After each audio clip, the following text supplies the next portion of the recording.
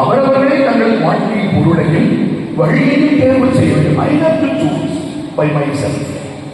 Not somebody chooses for me. Sometimes it is being done. நமக்கு தெரியும். அவரவர்களை தங்கள் செய்திருக்க பொறுப்புடையவர். I am responsible for what I have chosen. நான் எதனை தேர்வு செய்கிறேனோ அதற்கு பொறுப்புடையவர் யார்? நான் தான். அப்ப அவர்களுடைய விளைவுகளுக்கு பொறுப்பு யாரு? நான் தான். இருத்தியல் நலமுறை ஆன்மாவை வெளிப்பூட்டும் வாழ்வின் ஆழமான பொருள் உணர்தல். இந்நலமுறையை உருவாக்கியவர் மோரிஸ் ஷுவார்ட்ஸ். இவர் தனது ஆழமான வாழ்க்கை அனுபவங்கள், இருத்தியல் தத்துவம், சமூக உளவியல் ஆகியவற்றை ஒருங்கிணைத்து இருத்தியல் நலமுறையை உருவாக்கினார். மோரிஸ் ஷுவார்ட்ஸ் 1916ஆம் ஆண்டு நியூயார்க் பெருநகரில் ரஷ்ய யூத குடும்பத்தில் பிறந்தார். 8ஆம் வயதில் தாயை இழந்ததால் வாழ்க்கை சிரமங்களில் வளர்ந்தார். கல்வியே உயர்வதரும் என நம்பினார். சிகாகோ பல்கலைக்கழகத்தில் பட்டம் பெற்றார். பிராண்டைஸ் பல்கலைக்கழகத்தில் தனக்கு பிடித்தமான சமூகவியல் பேராசிரியராக பணிபுரிந்தார். தன் மாணவர்களுக்கு பரிவு, உறவு, தொடர்பு போன்றவை சிறந்தது என தான் நம்பியதை கற்றுத்தந்தார். உலக பொருட்களுக்கு பின்னே ஓடுவது வாழ்க்கையை அர்த்தமுள்ளதாக வாழ உதவாது என வலியுறுத்தினார்.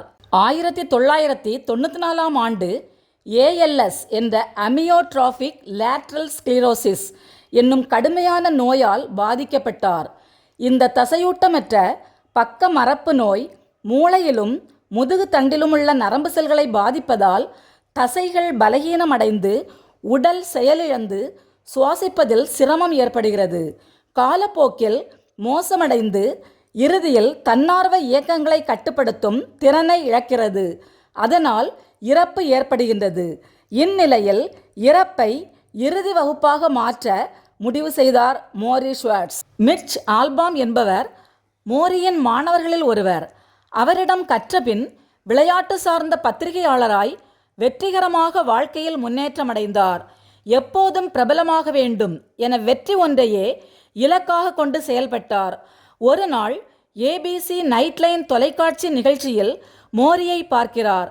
தன் பழைய பேராசிரியரின் நிலையை அறிந்து அவரை வந்து சந்திக்கின்றார். அவர் நாளடைவில் இந்நோயினால் இறந்து விடுவார் என அறிந்து ஒவ்வொரு செவ்வாய்க்கிழமை அன்றும் சந்திக்க வருகிறார்.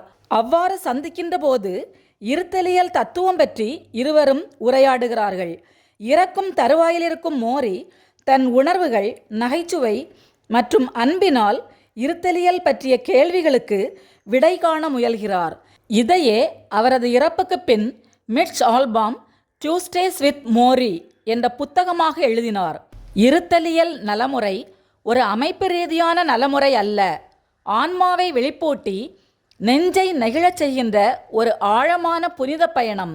மோரி அன்பு, சமூக உறவுகள் வழி இறப்பை எதிர்கொள்ள மென்மையான உறவு சார்ந்த நகைச்சுவையுடன் கூடிய அணுகுமுறை கொண்டிருந்தார். வாழ்வில் மிக முக்கியமானது அன்பை கொடுப்பதும் அதை ஏற்க தெரிந்து கொள்வதும் தான் என்றார். இறப்பை எதிர்கொள்ளவும் வாழ்வின் பொருளை உணர்வதற்கும் உண்மையான அன்பும் நிபந்தனையில்லா மன்னிப்பும் முக்கியமானது என்று கற்றுத்தருகிறது. இருத்தலின் நோக்கத்தை கண்டடையவும் வழிகாட்டுகிறது. இது ஒரு பிரச்சனை மைய நலமுறை அல்ல, மனிதர்களின் உள்ளார்ந்த இருத்தலியல் சவால்களை எதிர்கொள்ள உதவுகிறது மற்றும் ஆன்மாவை விடுவிப்பதை தன் உண்மையான நோக்கமாக கொண்டுள்ளது. இருத்தலியல் நலமுறை அறிமுகம். MSET இதயத்தை மையமாக கொண்ட ஒரு முழுமையான நலமுறை. இது இறப்பை பற்றி நேர்நோக்குடன் சிந்திக்க வைக்கிறது. இந்த நலமுறையானது உண்மையான உணர்ச்சி வெளிப்பாடு, ஆழமான உறவு தொடர்பு, தனிப்பட்ட வாழ்க்கையின் பொருள் தேடல் ஆகியவற்றை முக்கியமாக காண்கிறது.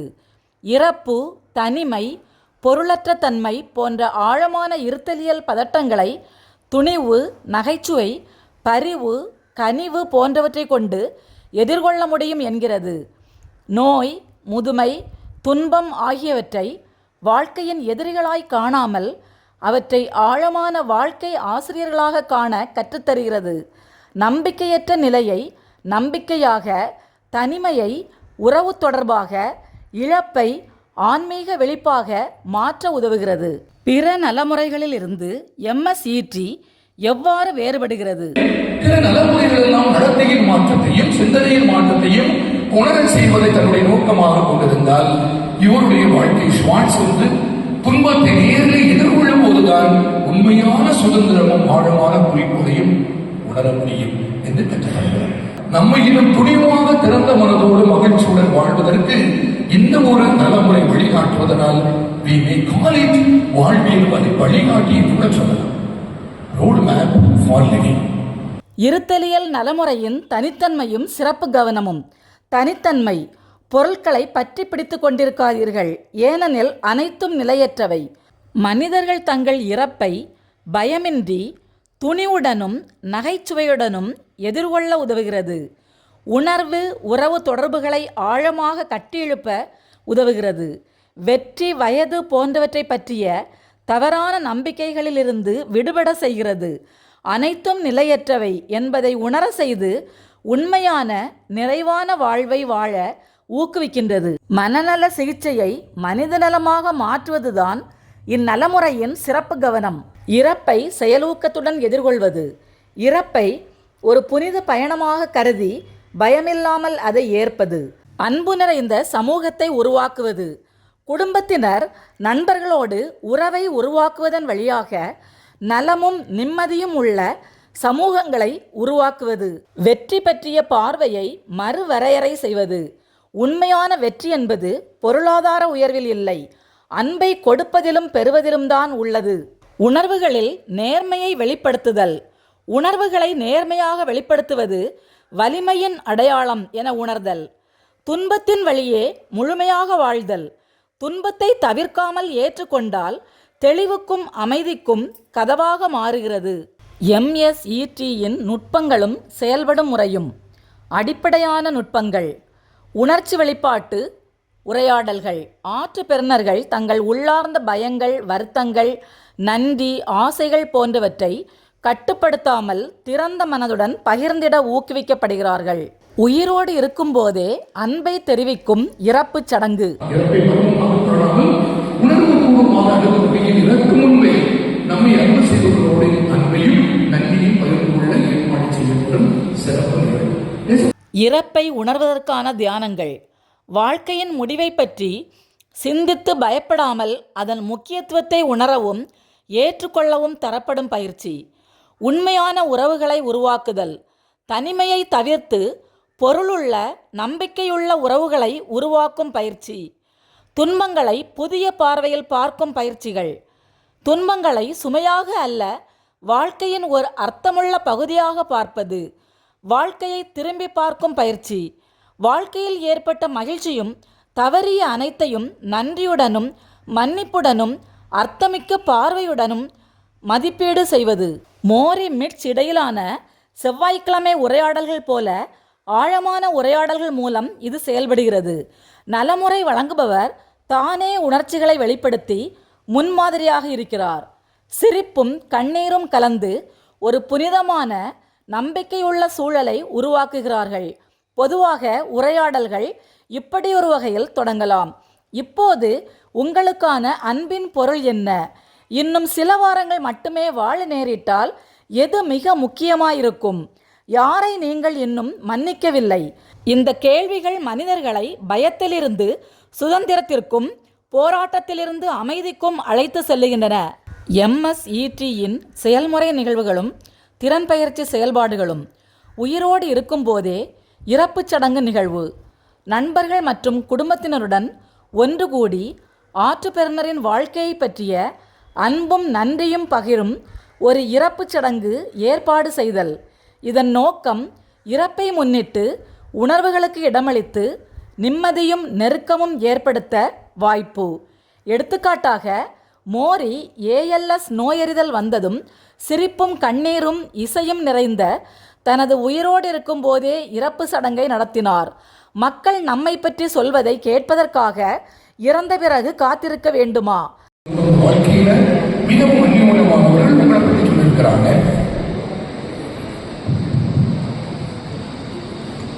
கூட்டணிக்கு இருக்கிற எல்லாருக்கும் நன்றி.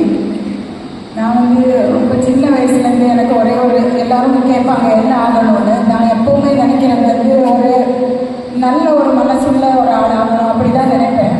ஒரு சின்ன லெவலில் அச்சீவ் பண்ணியிருக்கிறேன்னு நினைக்க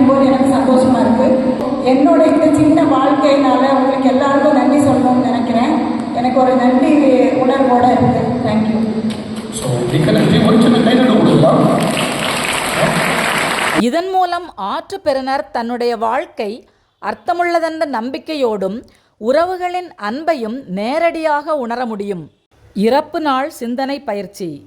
ஆற்றுப்பெறுநர் இன்னும் 6 மாதங்கள் வாழ நேரிடும் என்ற நிலையை கற்பனை செய்து பார்த்து தனக்கு பிடித்தவர்களுக்கு கடிதங்கள் எழுதுகிறார். முக்கியமானவற்றை தெளிவுபடுத்த, உறவுகளில் அமைதியை ஏற்படுத்த, நோக்கத்துடன் வாழ ஊக்கம் தரும் இந்த செயல்பாடு. நான் இறக்க செல்லும் முன் யாரிடம் என்ன சொல்ல விரும்புகிறேன் என்ற கேள்விக்கான பதில்களே வாழ்க்கையின் சுதந்திர குறிக்கோள்கள். உணர்ச்சி நிலை சோதனை. ஒவ்வொரு அமர்வின் தொடக்கத்திலும் ஆற்றுப்பெறுநர் இன்று உண்மையிலேயே உணரும் உணர்வை அப்படியே வெளிப்படுத்த வேண்டும். உணர்வுகளுக்கு இடம் கொடுத்து உணர்ச்சி நுண்ணறிவையும் நேர்மையையும் வளர்ப்பதே இதன் நோக்கம். இன்றைய உண்மையான உணர்ச்சி என்ன என்ற கேள்வியுடன் தொடங்குவது மிக முக்கியம். நேர்மையான செவிகொடுத்தல் இதன் தூணாக அமைகிறது. நகைச்சுவை நலமுறை அமர்வுகள். கடினமான தருணங்களிலும் நகைச்சுவையை தேடிக்கொண்டு சிரிப்பின் வழியாக மனநிலையை பராமரிக்கும் பயிற்சி. வாழ்க்கையை ஒரு வேறுபட்ட கண்ணோட்டத்தில் பார்ப்பதற்கும் சுமைகளை சிரிப்புடன் மேலாண்மை செய்யவும் உதவுகிறது. மோரி தனது நோயை பற்றி பல நேரங்களில் நகைச்சுவையோடு பேசினார். குறிப்பாக டெட் கோப்பலுடன் நடந்த நைட்லைன் பேட்டிகளில். மோரியின் சொல், நாம் கொஞ்சம் உணர்ச்சிவசப்பட்டால் என்ன, அதனால்தான் நாம் உயிரோடு இருக்கிறோம் என்பதை உணர முடிகிறது. நகைச்சுவை என்பது ஒரு நலப்படுத்தும் சக்தி மட்டுமல்ல, ஒரு சிறந்த மருந்து. இந்த செயல்முறைகள் அல்லது வாழும் பயிற்சிகள் மனித வாழ்வின் உண்மைகளை நேரடியாக எதிர்கொள்ள உதவுகின்றன. மேலும் உணர்ச்சிகள், உறவுகள், இறப்பு அனைத்தும் நம்மை இன்னொரு புனித நிலைக்கு அழைத்து செல்லும் இனிய பயணம் என்பதை உணர்த்தி நம்மை அந்த புனித பயணத்திற்கு தயாராக உதவுகின்றன. ஆள் உதாரணம். மோரி இருப்பியல் நலமுறை மாதிரி. மோரிக்கு 78 வயதாகும்போது ALS ஆமியோட்ராபிக் லேட்ரல் ஸ்க்ளீரோசிஸ் என்ற உயிர்கொல்லி நோய் கண்டறியப்பட்டது. அவர் இறப்பை துணிவுடன் ஏற்று இறப்பு கொண்டாடுதல் விழா நடத்தினார். அவர் குடும்பத்தினர், நண்பர்கள் தங்கள் அன்பு, நன்றியை அவரிடம் நேரில் பகிர்ந்து கொண்டனர். இது மோரிக்கு ஆன்மீக நிறைவை கொடுத்தது, நெஞ்சம் நிறைந்த விடைபெறலாகவும் இருந்தது. இறப்பின் வாசலை நோக்கி மெதுவாக நகர்ந்து கொண்டிருந்த போதும் நகைச்சுவையோடு பேசினார். வாழ்க்கை பாடங்களை கற்பித்து கொண்டே இருந்தார். மோரி காட்டிய துணிவும் நகைச்சுவையும் பலருக்கு உற்சாகமளித்தது. டியூஸ்டேஸ் வித் மோரி என்ற புத்தகம் 1.5 கோடி பிரதிகள் விற்கப்பட்டது. MSETயின் நன்மைகள். உணர்ச்சி நன்மைகள். அன்பு, நெருக்கம், மன்னிப்பு ஆகியவற்றை உணரும் ஆழமான திறன் அதிகரிக்கும். வயது, நேரம், மரணம் போன்ற காரியங்களில் ஏற்படும் அச்சம் குறையும். நன்றியுணர்வு மற்றும் மனத்திறன் மேம்படும். உளவியல் நன்மைகள். வாழ்க்கையின் பொருள் மற்றும் நோக்கம் தெளிவாக தோன்றும். இருப்பியல் சோகம் தொடர்பான மனசோர்வு குறையும். மெய்மையான உணர்வுகள், தன்னிறைவு, அன்பு நிறைந்த தன்மை மேம்படும். சமூக நன்மைகள். உண்மையான உறவுகள் பலப்படும். சமூக ஈடுபாடு மற்றும் சேவை மனப்பாங்கு அதிகரிக்கும். ஆன்மீக நன்மைகள். வாழ்க்கையின் பரந்த பொருளோடு ஆழமான தொடர்பு ஏற்படும். நிலையாமை என்பதை ஏற்கும் மனநிலை உருவாகும். ஒவ்வொரு கணமும் முக்கியமானது என்பதை கண்களில் காண்கிற உள்ளம் உருவாகும். MSET மனித உள்ளத்தின் ஆழத்தை தொடும் ஒரு விழிப்பு நலவாழ்வு முறை. இது வாழ்க்கையை ஒரு புனிதமான, பொருளுள்ள அனுபவமாக மாற்றுகிறது. வாழ்க்கையில் நாம் உணர வேண்டிய முக்கியமான உண்மையை எடுத்து சொல்லுகிறது. இறப்பு தோல்வி அல்ல, அது நம்முடைய வாழ்க்கையின் உண்மையான அர்த்தத்தை காட்டும் ஒரு தெளிவான கண்ணாடி என்று மோரி கூறுகிறார். இறப்பு அருகில் இருந்தாலும் உண்மையான மகிழ்ச்சி சாதனைகளிலும் புகழிலும் இல்லை, அது அன்பை கொடுப்பதிலும் பெறுவதிலும் உள்ளது. இறப்பை துணிச்சலுடன் எதிர்கொண்டு வாழ்க்கையை சிறப்பாக உணர்ந்து வாழ வேண்டும். அன்பு என்பது ஒரு ஏற்பாடல்ல, அது வாழ்வின் உண்மையான கொடை. நகைச்சுவை இருட்டிலும் ஒளியை காட்டும் ஒரு அதி உன்னத சக்தி. நம் உண்மையான வாரிசு பணம், புகழ் அல்ல, நாம் மற்றவர்களின் இதயங்களில் விதைக்கும் அன்பு. இறப்புடன் சேர்ந்து வாழ்ந்தாலும் வாழ்க்கையின் உண்மையை உணர்ந்து அன்போடு, மகிழ்வோடு, நிறைவுடன் வாழ்ந்திட முடியும் என்ற பாடங்களை கற்றுத்தரும் இருப்பியல் நலமுறை மக்களின் வாழ்க்கை முறையாக மாறி வருகிறது. இறப்பு ஒரு பயணம். அது என்ன பெருசா டச் பண்ற மாதிரி தெரியல. ஆனா இன்னைக்கு பிஷப் சொன்னாங்க, இறப்பு ஒரு புனித பயணம். புனித பயணம் சொல்லும்போது வேளாண்மைக்கு போற மாதிரி, பக்காவேதனா போற மாதிரி, சபரிமலை போற மாதிரி, திருப்பதி போற மாதிரி நம்ம அதை நல்லாவே ப்ரிப்பேர் பண்ண பயப்பட மாட்டோம். ஸோ இந்த வகுப்புல ஒரே ஒரு பயணம் சொல்ல சொன்னாங்க. இறப்பை நாம் வந்து புனித பயணமாக எதிர்கொள்ளும் போது நிச்சயமாக பயம் இருக்காது. நல்ல ஒரு சிந்தனை தந்த பிஷப் அவர்களுக்கு நன்றி. என்னுடைய ஆசிரியர் கூட இங்க இருக்கிறாங்க. நான் எப்பொழுதுமே சொல்லுறேன், அவங்களுக்கு தான் நான் நன்றி சொல்லணும். இங்க இருக்கிறாங்க, சாப்பிட்டு இருக்கிறீங்க, ஜெரோம் சீக்கிரம் சார் இருக்கிறீங்களா? ஆமா, அப்புறம் சார் இருக்கிறாங்க. என்னுடைய ஆசிரியர்கள் அவங்களுக்கு நன்றி சொல்லணும். பின்னர் ஆசிரியர்களாக வாய்ப்பு. மிக்க நன்றி. வாய்ப்பு தந்ததுக்கு நன்றி.